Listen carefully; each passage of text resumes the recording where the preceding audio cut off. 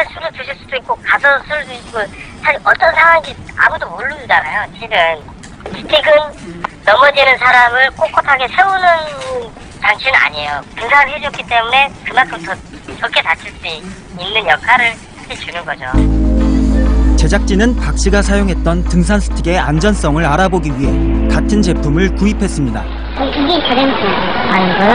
가장 좋은 걸 쓰실 때는 그게 이제 가벼우면서도 튼튼하고 높은 산에 이렇게 올라가셔가지고 높은 스틱 올라가서 타다가 넘어지시면 진짜 목숨이 위험할 수 있기 때문에 좋은 거 사용하시는 게 판매원의 설명대로 튼튼한 걸까?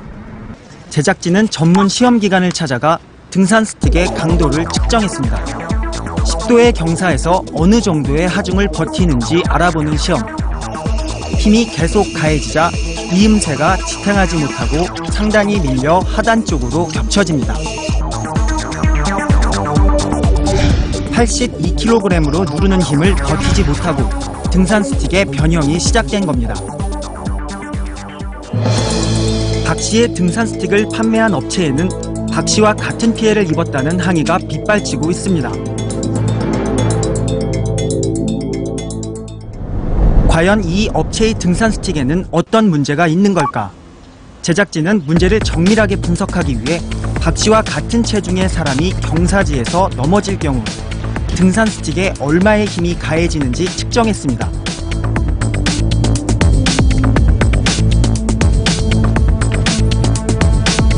시험 결과 10도 경사지에서 초속 3m의 속도로 넘어질 경우 하중이 2배로 늘었습니다.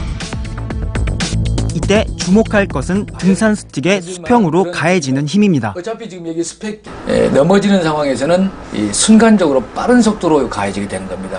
스틱에도 별도의 가속도가 붙게 되는 거죠.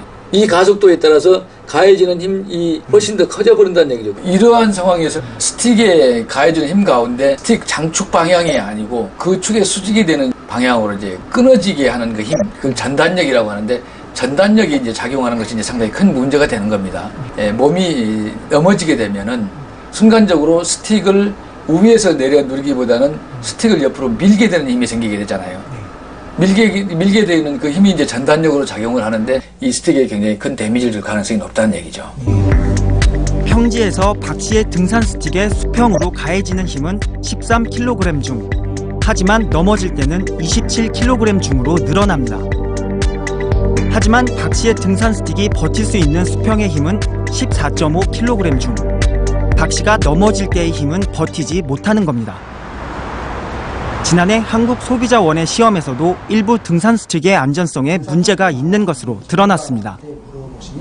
등산로 주변, 특히 관악산, 북한산, 청계산 이런 우리 서울 시내 주요 등산로 주변에서 판매되는 10개의 제품 중에 4개의 제품이 문제가 있는 것으로 나왔습니다.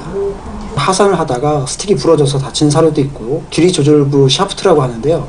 그 부분이 갑자기 풀리는 바람에 넘어지는 사례도 많이 접수되고 있거든요. 그게 좀 효과라고 해서 다 좋은뿐만은 아닌 것 같습니다. 불안하긴 해요.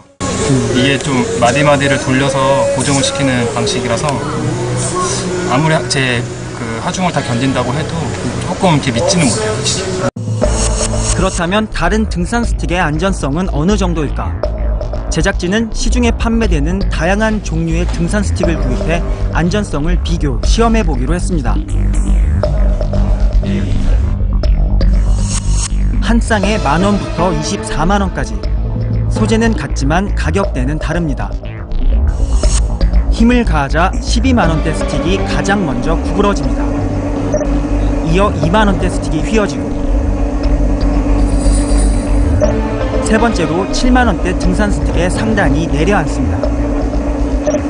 10,000원대 스틱이 큰 힘을 버티고 최고가 스틱의 강도가 가장 큽니다. 75kg인 사람이 쓸 경우 5개 모두 평지에서 필요한 강도보다는 튼튼했지만 위험 발생 시 필요한 강도보다는 약했습니다. 재질별로는 어떤 차이가 날까? 같은 가격대의 카본, 티타늄, 듀랄루민 소재 중 가장 먼저 주저앉는 건 카본 제품. 이어 나머지 두 스틱이 비슷한 힘에 휘어졌습니다. 75kg의 사람이 쓸 경우 카본 제품은 평지에서조차 위험할 수 있습니다.